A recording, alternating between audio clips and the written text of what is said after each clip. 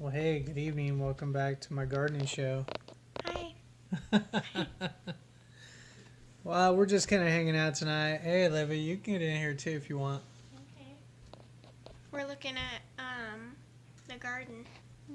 Yeah, we're looking at the garden and what they mean by that is I've been kind of playing around with Microsoft Excel. This is a Excel 2013 that I've got here, and when you first open it up and it asks you to open a document or whatever, you can also search for templates. And so I just typed in garden planner, and this little worksheet kind of popped up. So I downloaded it, and this is the garden planning grid or tool. It had several tabs. This to put your plants and everything in, your inventory. Next one is when you start seeds, to-do lists that you can play around with. But what I've been playing around with is this garden planning grid. You see this, kids? Mm-hmm. And what I did was I went ahead and made my own little template. Each of these squares represent 2 square feet. So I've got enough to where it's basically a scaled down version of a 50 by 75, actually 78 foot plot. So here's like a finished version here. You see this, child? Yeah. So pretty neat. As far as all these little icons here, that's all like public domain images you can download from Google. Whatnot, though, Excel 2013 had a built-in search engine. Like if I wanted to insert, let's see, can you see that? I can insert an online picture and I'll do a Bing search. Let's, for example, type in okra. Alright, that's kind of random. There's okra. I just double click or just click on it, insert. You can show all web results, but it'll bring up stuff that's not under the Creative Commons license that might be copyrighted. Not that that would really matter for our purposes. It's not like I'm going to be going out and selling this or anything. But anyway, downloads it. There it is. Big old fat piece of okra. I don't think that's gonna fit on there. Oh my. That's Can hilarious. You, So I can right click on it. Where am I at? There's a way to get to the properties. Here it is. And I've been changing this to like 1 inch, and then it automatically scales the rest of it down. See how it turned it smaller? There we go. Hey, So Daddy. there's our okra. Yeah, child. If the people haven't noticed, for the cucumber, Yeah. there's a picture of Larry the cucumber. Yeah, from I think Veggie Tales that was on there. We did that for fun. That one I think I did a full search on. But anyway,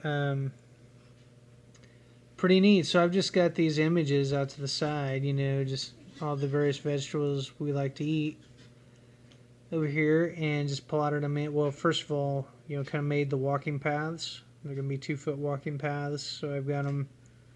Each of these grow areas are 8 foot because it's 2 square feet, or 2-foot squares here.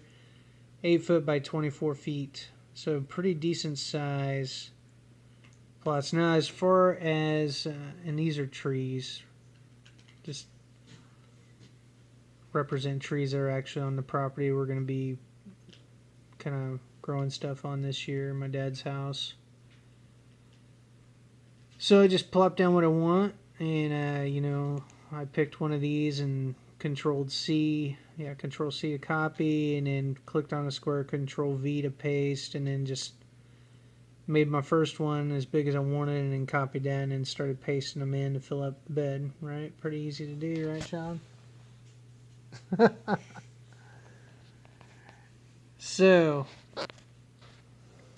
there's some other helps though, as far as again why I've got them the way they are is because of let's go to this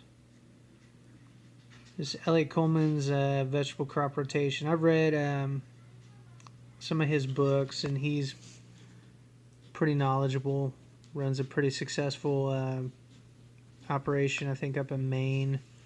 Grows year round. He's got a book called 4 Season Harvest. That's one of his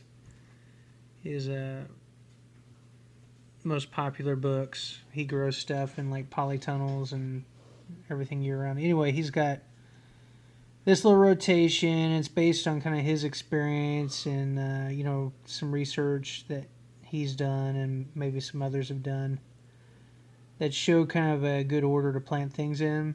So, for example, wherever potatoes are, corn is going to follow potatoes, which is going to follow squash.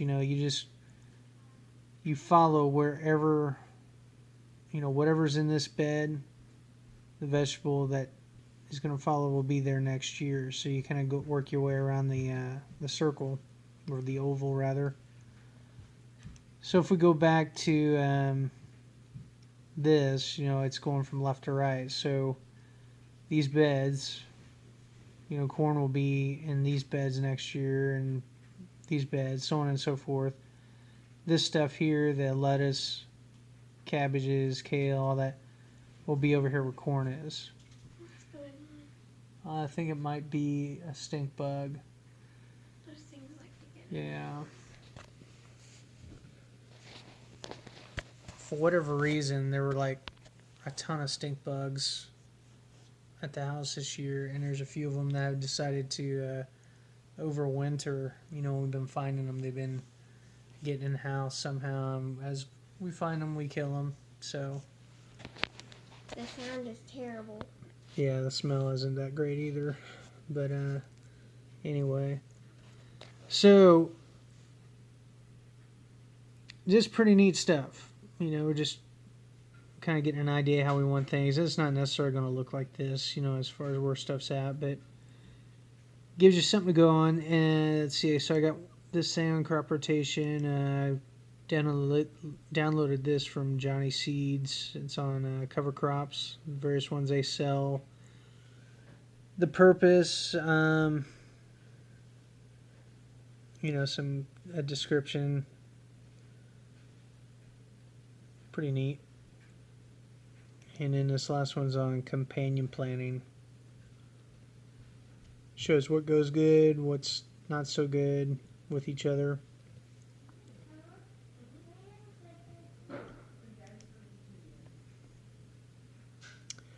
So anyway, pretty cool stuff. Again, this was free. I just did a little search for template.